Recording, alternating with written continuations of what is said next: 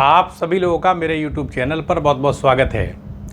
आज आपके समक्ष शंकराचार्य ने जो मोक्ष की विचारधारा प्रस्तुत किया है, जिसमें कि हमको अधिकारी बनना पड़ता है। मानी सी बात है कि ज्ञान मार्ग को प्रशस्त किया गया है, तो ज्ञान मार्ग के लिए तो अधिकारी बनना पड़ेगा, और अधिकारी बनने के लिए हमको साधन चतुष्टय से युक्त होना पड़ेगा। तो हम सबसे पहले देख लेते हैं कि मोक्ष की विचारधारा के संबंध में ज्ञान मार्ग को प्रशस्त करने का जो सिद्धांत शंकराचार्य ने दिया, उसका आधार क्या है। तो समझ लेना चाहिए कि जो मोक्ष की यानी मुक्ति की विचारधारा है, इसमें मोक्ष नित्य प्राप्ति की प्राप्ति है। क्योंकि शंकराचार्य बताते हैं कि एकमात्र ब्रह्म की सत्ता है जो कि सच्चित आनंद स्वरूप है, सच्चिदानंद सत्ता है, और उसी सत्ता ने माया शक्ति के माध्यम से इस संसार को निर्मित किया है। तो मानी सी बात है कि इस संसार को माया के माध्यम से निर्मित किया है। तो माया का मतलब क्या होता है? माया के पास दो प्रकार की शक्ति है, एक आवरण की है और दूसरी विक्षेप की है। आवरण के अंतर्गत किसी वस्तु के स्वरूप को घेर लिया जाता है और फिर उसी वस्तु को अन्य रूपों में प्रदर्शित कर दिया जाता है। तो ये संसार में जो ये प्रपंचात्मक जगत दिखाई पड़ रहा है विविध रूपों वाला, ये माया शक्ति के माध्यम से जो आवरण और विक्षेप है, तो विक्षेप जो रूप है यानी अन्य रूपों में किसी चीज़ को प्रदर्शित करना, उस रूप में ये चराचर जगत विक्षेप शक्ति के माध्यम से दिखाई पड़ रहा है। और इसीलिए अज्ञान की अवस्था कहीं न कहीं अविद्या और अज्ञान की बात आपको शंकराचार्य के दर्शन में देखने को मिलेगी। तो इसका अर्थ ये है कि हमारा शरीर भी क्या है? माया के माध्यम से निर्मित है। अब शरीर के अंदर आत्म यानी वो जो चेतना है, परम चेतना, सच्चिद आनंद स्वरूप चेतना, उसी चेतना की अभिव्यक्ति हमारे शरीर में भी होती है, जिसको कि आत्मा कहा गया कि आत्मा हृदय में आ जाती है। आती जाती आत्मा नहीं है, कोई आत्मा ही ब्रह्म है, आयाम आत्मा ब्रह्म। तो इस आधार पर जैसे सूर्य चमकता रहता है, अलग अलग तालाब में उसका प्रतिबिंब अलग अलग दिखाई पड़ता है। तो चेतना एक रहती है, उसी ब्रह्म की चेतना रहती है, उसी का प्रकटीकरण अलग अलग शरीरों में हो गया है। तो इस आधार पर मोक्ष जो है वो नित्य प्राप्ति की प्राप्ति है, क्योंकि मोक्ष में आत्मा को अपने ही स्वरूप का ज्ञान होता है, यानी ब्रह्म साक्षात्कार की अवस्था है। ये अपने स्वरूप का ज्ञान होता है, क्योंकि आत्मा ही ब्रह्म है।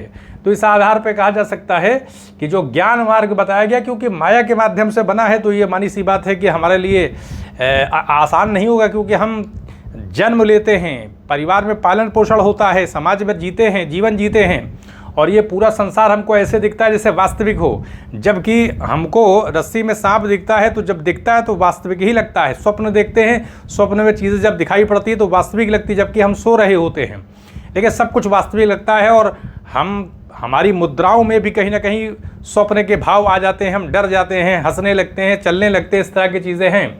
तो इस आधार पर कहा जा सकता है कि मोक्ष का मतलब मुक्ति है।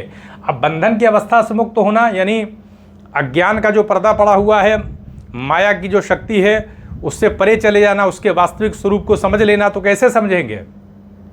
ज्ञान के रास्ते पर चल के चलेंगे। वेदांत दर्शन में जो सिद्धांत हैं, श्रवण मनन निधिध्यासन, उसके माध्यम से करना पड़ेगा। ज्ञान जो होता है वो धीरे धीरे डेवलप होता है। जब हम प्रयास करते हैं, ज्ञान को प्राप्त करने का प्रयास करते हैं, तो अचानक विशेषज्ञ नहीं हो जाते। धीरे धीरे धीरे धीरे धीरे धीरे एक संस्कार जाते जाते जाते जाते बहुत सारी चीज़ें स्पष्ट हो जाती हैं। तो इस आधार पर पहले अधिकारी बनना पड़ेगा। अधिकारी बनने के लिए हमको साधन चतुष्टय से युक्त होना पड़ेगा। नित्य अनित्य वस्तु विवेक, इसका हमें ज्ञान होना चाहिए। क्या चीज़ नित्य है, क्या चीज़ अनित्य है, ये हम ध्यान करें।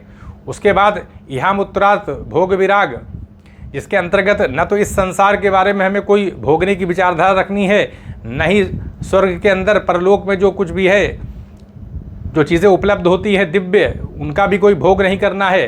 तो इस प्रकार की भावना से रहित होना है। उसके बाद फिर शम दमादि साधन संपत्ति है, इसका भी हमको अनुपालन करना है, इसमें सिद्धि प्राप्त करना है।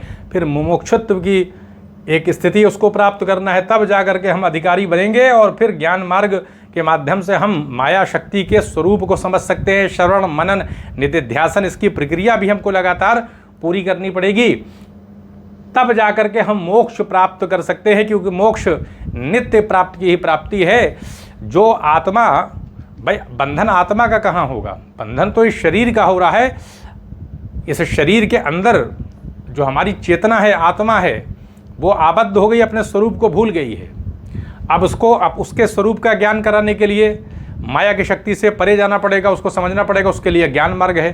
क्योंकि माया जो है वो जो चीज़ वास्तविक है, तत्व के स्वरूप को ढक करके अन्य रूपों में प्रदर्शित कर देती है, वो भी विवर्त रूप है, क्योंकि माया ब्रह्म को आधार नहीं बना सकती, क्योंकि पर ब्रह्म और अपर ब्रह्म की विचारधारा है। अपर ब्रह्म यानी ईश्वर, पर ब्रह्म के द्वारा कोई क्रिया नहीं की जाती, सच्चित आनंद स्वरूप सत्ता है, उसके माध्यम से ईश्वर को अभिव्यक्त कर दिया जाता है। फिर ईश्वर माया शक्ति का उपयोग करता है, पालन पोषण करता है, पूरे संसार का जगत को चलाता है। तो इस आधार पर ईश्वर के द्वारा माया शक्ति का उपयोग किया जाता है, और फिर उपयोग करके माया ईश्वर को ही आधार बनाती है, ईश्वर के ही स्वरूप को ढकने का प्रयास करती है और अन्य रूप में प्रदर्शित करती है, क्योंकि कोई ना कोई आधार माया के लिए चाहिए, तो ईश्वर ही होता है आधार के तौर पर।